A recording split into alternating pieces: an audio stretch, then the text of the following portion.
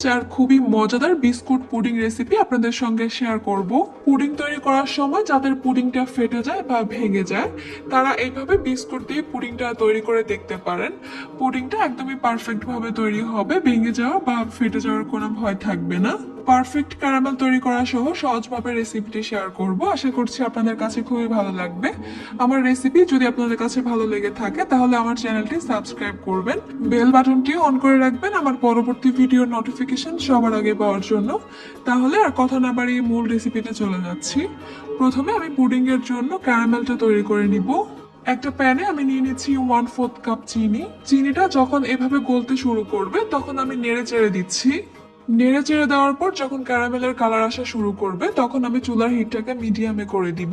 এরপর অনবরত নেড়ে চেড়ে ক্যারামেলের খুব সুন্দর একটা গোল্ডেন কালার আসা পর্যন্ত অপেক্ষা করব। খেয়াল রাখতে হবে ক্যারামেলটা যেন পুড়ে না যায়, পুড়ে গেলে কিন্তু পুডিংটা খেতে তিতা লাগবে। যে পাত্রের মধ্যে আমি পুডিংটাকে সেট করব ক্যারামেলটাকে আমি সেই পাত্রের মধ্যে নিয়ে নিচ্ছি। আর এই কাজটা কিন্তু খুব দ্রুত করতে হবে কারণ ক্যারামেলটা খুব জলদি সেট হয়ে যায়। পুডিং এর পাত্রের চারপাশে আমি ক্যারামেলটাকে ভালোভাবে ছড়িয়ে দিচ্ছি। এরপর এই পাত্রটাকে আমি একটা সাইডে রেখে দিব ক্যারামেলটা খুব ভালোভাবে সেট হয়ে যাওয়ার জন্য। এখানে আমি আমার পছন্দ মতো 15 থেকে 20 পিস বিস্কুট নিয়ে নিলাম। আপনারা আপনাদের পছন্দ মতো যে কোনো বিস্কুট এখানে নিতে পারেন। প্রথমে এই বিস্কুটগুলোকে আমি হাত দিয়ে ভেঙে ছোট ছোট টুকরো করে নিচ্ছি।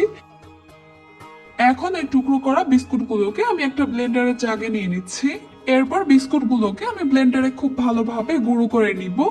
আপনারা আপনাদের সুবিধা মতো যে কোনো ভাবে এই বিস্কুটগুলোকে গুঁড়ো করে নিতে পারেন। বিস্কুটগুলো গুঁড়ো করে নেওয়ার পর ঠিক এখন এরকম হয়েছে। এগুলোকে আমি একটা সাইডে এখন সরিয়ে রেখে দিচ্ছি। এবার একটা মিক্সিং বলে আমি নিয়ে নিচ্ছি একটা রুম টেম্পারেচারে থাকা ডিম। ডিমটা কিন্তু অবশ্যই রুম টেম্পারেচারে হতে হবে। ডিমটা যদি ফ্রিজে থেকে থাকে তাহলে ফ্রিজ থেকে 30 মিনিট আগে নামিয়ে রুম টেম্পারেচারে করে নিতে হবে। এরপর এখানে দিয়ে দিচ্ছি আমি 1/4 কাপ চিনি। চিনিটা আপনারা আপনাদের স্বাদ অনুযায়ী বাড়িয়ে কমিয়ে অ্যাডজাস্ট করতে পারেন।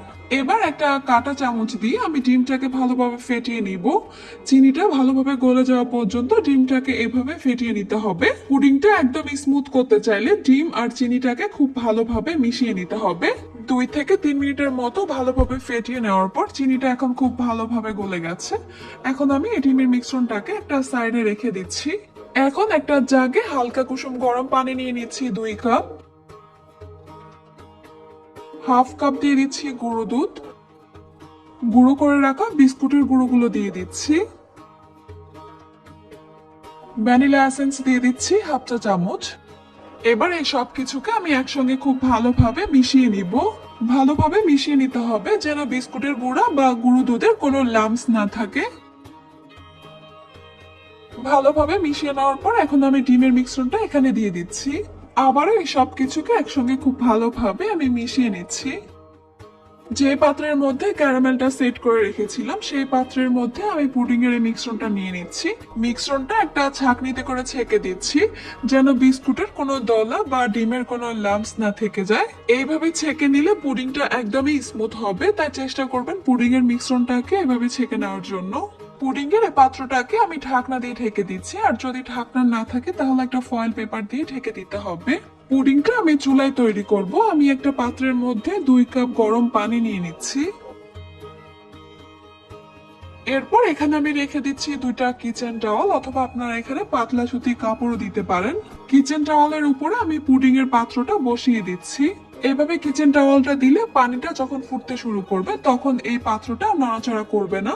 ঢাকনা দিয়ে ঢেকে দিচ্ছি আর চুলার হিটটাকে লো মিডিয়ামের মাঝামাঝি রেখে পুডিংটাকে এভাবে ভাপে রেখে দিব 20 থেকে 25 মিনিটের জন্য। সময় আরো কম বেশি লাগতে পারে। আমি প্রায় 25 মিনিট পর ঢাকনাটা তুলে নিচ্ছি। এরপর একটা টুথপিক দিয়ে চেক করে নিচ্ছি পুডিংটা ঠিক মতো জমেছে কিনা।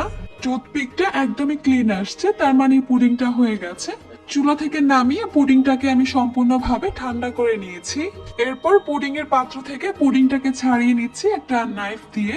গরম থাকা অবস্থায় কিন্তু পুডিংটা কোনোভাবে ডিমোল্ড করা যাবে না। খুব বেশি ভালো হয় ঠান্ডা হয়ে যাওয়ার পর পুডিংটাকে 1 ঘন্টার জন্য নর্মাল ফ্রিজে রেখে দিলে, তাহলে পুডিংটা খুব সুন্দরভাবে সেট হয়ে যায়, ফেটে যাওয়া বা ভেঙে যাওয়ার কোনো চান্স থাকে না। পুডিংটাকে আমি ডিমোল্ড করে নিয়েছি, এরপর পুডিংটাকে কেটে আমি পরিবেশন করব। আমি পুডিংটা তৈরি করেছি একটা হিট প্রুফ মোল্ডে, আপনারা কিন্তু যে কোনো মোল্ডের মধ্যে পুডিংটা তৈরি করতে পারেন। বাস তৈরি হয়ে গেল খুবই সহজ আর অনেক বেশি মজাদার বিস্কুট পুডিং। আশা করছি আমার আজকের রেসিপি আপনাদের কাছে ভালো লেগেছে আর সহজও লেগেছে। আমার রেসিপি যদি ভালো লেগে থাকে তাহলে আমার চ্যানেলটি সাবস্ক্রাইব করবেন, বেল বাটনটি অন করে রাখবেন আমার পরবর্তী ভিডিওর নোটিফিকেশন সবার আগে পাওয়ার জন্য। যে কোনো রেসিপি রিলেটেড যে কোনো কোশ্চেন অথবা অন্য কোনো রেসিপি যদি দেখতে চান তাহলে আমাকে কমেন্ট সেকশনে লিখে জানাতে পারেন।